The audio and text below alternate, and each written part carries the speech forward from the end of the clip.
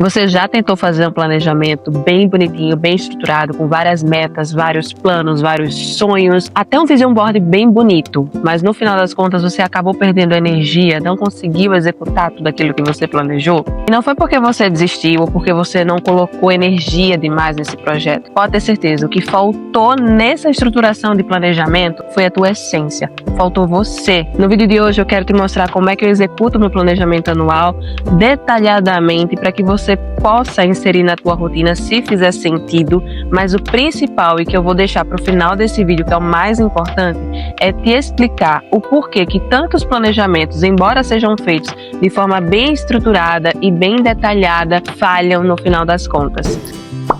Eu gosto de começar o meu planejamento escrevendo. Esse caderno ele já tem mais de 5 anos, já vai entrar para o 6º ano, tem muita coisa guardada nele e escrever me traz uma sensação de concreto. Estar colocando no papel aquilo que verdadeiramente sai de dentro de mim. É diferente de escrever no tablet, de escrever no celular. E aí eu já começo definindo qual é a minha palavra ou as palavras, frase que vai definir o meu planejamento anual. E para esse ano eu escolhi 2 palavras, que é fé e constância. Essas 2 palavras, elas vão me guiar durante todo o ano de 2026. Todas as vezes que eu voltar para revisitar o meu planejamento, eu vou olhar para essas palavras e tudo vai fazer sentido, porque sim, elas comunicam aquilo que eu desejo para o meu ano. E isso faz toda a diferença. E aí eu separo em quadrantes as principais áreas da minha vida: a familiar, a financeira, a de amizade, a pessoal e a profissional. Dentro de cada quadrante, eu vou colocando quais são as minhas macrometas para cada área dessa vida. E aí eu vou delimitando. Fica à vontade para escrever quantas macrometas você deseja.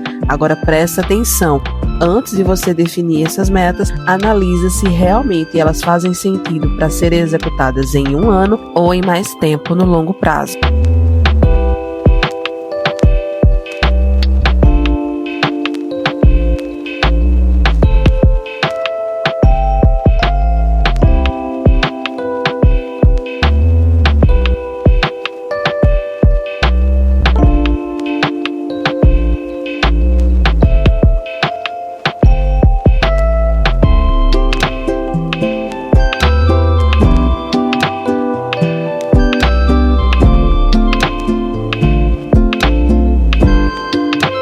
Depois de finalizar essa parte das macrometas, eu sigo para definir as micrometas. E essa parte é muito importante, porque você vai colocar aqui o que é possível você fazer em cada área que você escolheu. Então, saúde eu destrincho em várias partes: saúde física, saúde emocional, saúde espiritual, saúde financeira. E eu vou colocando cada meta que eu desejo executar este ano para essas áreas e que vai me trazer uma sensação de avanço, uma sensação de dever cumprido, sabe? No final das contas. Então é isso, você pode ficar livre e à vontade para colocar quantas micrometas você quiser, mas vale o ressalto mais uma vez: coloca aquilo que você sabe que vai conseguir fazer, aquilo que dentro das suas possibilidades, dentro do seu contexto, faz sentido você colocar, porque você sabe que vai executar. Eu não consegui gravar essa parte para vocês, mas eu vou falar. Depois de cada micrometa definida, de cada área, eu parto para o trimestre. Eu separo o meu ano em trimestres e em cada 3 meses eu vou determinar o que é que eu vou fazer nesses 3 meses que vai atender aquelas macrometas e aquelas micrometas que eu já defini no meu planejamento. Isso facilita muito para que a gente não se perca durante o ano, porque a gente tem uma tendência muito grande de fazer o planejamento muito bonitinho, não revisita esse planejamento e quando se dá conta, chega o final do ano e você não executou nada. Então separar em trimestres vai te ajudar muito a manter a constância nesse final das contas. Existe uma narrativa muito forte dizendo que se a gente não realiza é porque a gente não tem foco, constância ou disciplina suficiente. Mas essa narrativa ignora algo essencial. Ninguém sustenta metas enquanto se violenta emocionalmente. Como assim, Janaína, se violentar emocionalmente? Sabe aquelas críticas internas? Sabe aquele discurso duvidoso que você fica nutrindo na sua cabeça? Isso é autocomunicação violenta. E é essa autocomunicação violenta que no final de tudo vai impedir que você realize aqueles sonhos, aquelas metas que você planejou com tanto carinho, com tanta dedicação, que você colou foto por foto no seu vision board e não saiu do papel. Eu vou trazer um exemplo da minha própria vida. Por muito tempo eu planejei o meu ano trazendo sempre aquilo que era externo a mim, ou seja, o que as pessoas identificavam como sucesso. Não é porque eu era uma pessoa influenciável demais, não, é porque eu tinha o desejo intrínseco de atender às expectativas dos outros. E nesse desejo de querer atender às expectativas dos outros, eu confundia as minhas próprias necessidades com as necessidades dos outros. E essa confusão interna acabava nebulando tudo aquilo que realmente eu desejava cocriar, realizar, me implicar, sabe, de forma verdadeira no meu ano, na minha vida, em todas as áreas, seja profissional, seja familiar, seja pessoal. E quando eu fazia esse movimento de somente executar, de somente listar metas de forma mecânica, racionalmente, eu desconsiderava aquilo que eu sentia, o meu contexto de vida, o que realmente eu estava vivendo e que eu podia fazer. Porque uma coisa, minha gente, é você cocriar aquilo que você deseja e, óbvio, para você cocriar, você precisa sentir no hoje. Você precisa acreditar que aquilo ali vai se tornar realidade.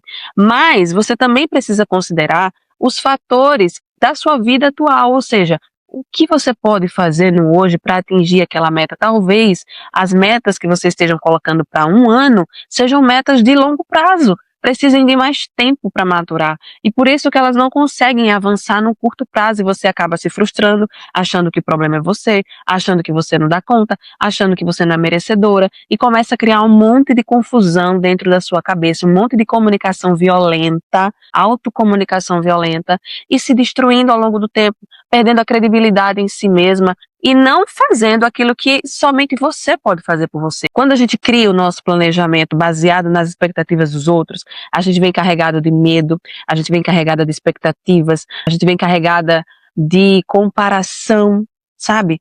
E todos esses sentimentos, eles são negativos, destrutivos para a nossa vida. Porque sim, estão colocadas num contexto ruim, tá? Quando a gente faz esse movimento de criar metas somente de forma burocrática, porque todo mundo tá criando, então vamos lá, fazer a listinha do ano novo, o que é que eu quero para esse ano? Aí eu vou lá, listo tudo que eu quero, tudo que eu sonho, tudo que eu quero, e ali misturo o que eu quero com o que os outros querem, fica aquele bolo grande, sabe, que a gente não consegue ter clareza do processo. Quando a gente faz isso, muita coisa vem implícita dentro desse pacote. Vem comparação, vem expectativas externas, vem medo do julgamento, vem um monte de sentimento que ao longo do processo vão te autodestruindo emocionalmente e você não vai conseguir dar os passos que precisa, porque você colocou uma métrica muito maior do que o que você precisaria ou poderia alcançar dentro do seu contexto atual de maturidade emocional, dentro do seu contexto atual de vida, ao seu redor, o que você tem de estrutura para sustentar essas metas desse ano. Tudo isso precisa ser levado em conta. E aí, quando a gente não consegue alcançar essas metas, vem o quê? A procrastinação, porque pouco a pouco a gente vai perdendo a nossa motivação natural, porque as coisas não vão acontecendo do jeito que a gente planejou. Isso é óbvio, porque assim a vida é inconstante e ela vai muitas vezes trazer coisas que a gente não planejou. Isso tem que estar aí considerado no seu planejamento, já deixando bem claro. Mas a procrastinação, ela vem como um sintoma da sua perca de autoconfiança, da sua perca de autocredibilidade. Se tem uma coisa que eu gosto muito no planejamento, é o vision board. Por quê? Porque é a forma visual que a gente tem de poder enxergar mesmo, literalmente, a vida que a gente quer. Eu já faço vision board há uns 3 anos consecutivos. E não foi de primeira que eu consegui realizar um sonho sequer que estava ali naquele vision board. Por quê? Porque eu fui na manada. Eu fui fazendo conforme me diziam que era para fazer. Vai lá, intenciona, coloca as fotos que você deseja e olha para aquelas fotos todos os dias. Mas não é somente isso. Essas fotos precisam estar relacionadas verdadeiramente com o meu desejo de vida, com o que eu identifico como um sucesso, com o que eu quero. E para que eu identifique isso, para que eu tenha clareza disso, eu preciso me autoconhecer no início de tudo, sabe? Não é somente colar fotos aleatoriamente, é eu me autoconhecer para saber identificar quais são as fotos que identificam a vida dos meus sonhos, pelo menos nesse ano. Quais são as metas, os sonhos que eu quero realizar nesse ano, que estão relacionados ao que eu identifico como sucesso e que fazem sentido para a minha vida. É nesse sentido sentido que você precisa pensar o seu planejamento no início de tudo. Então o Vision Board ele é uma ferramenta muito poderosa. Ano passado eu consegui realizar um dos maiores sonhos da minha vida que eu nunca imaginaria que conseguiria de forma tão fácil, porque eu fiz o Vision Board da forma certa. Eu coloquei as fotos que eu queria, por mais que o sonho fosse louco. Por exemplo, conhecer a Gabriela Prioli era algo muito fora da minha realidade, mas era algo que eu queria tanto, que eu desejava tanto conhecer, que eu coloquei a foto dela lá. E essa foto me fez intencionar com verdade, me fez acreditar, me fez ter fé, me fez pensar nas várias formas que isso poderia acontecer. E aconteceu da forma mais inusitada, que eu nunca poderia imaginar, mas se realizou. Então, Janaína, foi somente porque você fez o Vision Board? Não foi somente porque eu colei a fotozinha dela lá. Foi porque eu colei a foto, eu comecei a criar dentro de mim o encontro, sabe? Eu comecei a sentir a alegria desse encontro. Eu comecei a vivenciar dentro da minha cabeça e dentro do meu coração como seria encontrar com ela, o que eu falaria para ela. Me fez comprar um presente e deixar guardado, porque eu sabia, eu tinha certeza que eu iria encontrar com ela em algum momento. Então esses passos, minha gente, que tem muito a ver com fé, sabe? Tem muito a ver com acreditar antes de ver, ele vem juntamente com a ferramenta do Vision Board. Ele precisa estar conectado. Senão, o Vision Board vai ser só mais uma ferramenta, mais um quadro ali, aleatório, que você tem na sua parede e que ao longo do ano vai perdendo sentido. Visualizar sem você se escutar primeiro cria um abismo entre quem você é hoje e quem você acha que precisa ser. E atravessar esse abismo na força custa muito caro emocionalmente. Então grava essa frase na sua cabeça, por favor. Planejamento que não considera o mundo interno não se sustenta. Então, antes de você se perguntar o que é que eu quero realizar para esse ano 2026, se pergunta com honestidade: como eu estou me tratando enquanto eu tento realizar aquilo que eu desejo? Tá, então como eu faço isso, Janaína? Autocomunicação interna é a forma como você fala com você mesma. Então, como você lida com os próprios erros, como você lida com as suas expectativas, como é que você reage quando trava diante de uma situação, quando muda de ideia, quando alguma coisa dá errado, quando sai do seu controle, quando você não dá conta. Se essa comunicação é dura, cheia de exigência, cheia de crítica, julgamento, qualquer planejamento vira um campo de batalha dentro de você. Mas quando você aprende a se escutar, algo muda literalmente. As metas, elas deixam de ser uma cobrança e passam a ser direção. Então, minha gente, tirar metas do papel não é sobre fazer mais, é sobre se abandonar menos no processo. É aprender a transformar sonhos em passos possíveis, sem precisar se quebrar por inteiro para que isso aconteça. E eu posso dizer com toda certeza, se quebrar durante o processo para atender metas, sonhos, expectativas que não são suas, não vale a pena, não vale a tua saúde mental. E aprender a transformar sonhos em passos possíveis não se resolve apenas criando mais listas infinitas, se resolve com escuta, com clareza, com presença e com escolhas mais honestas.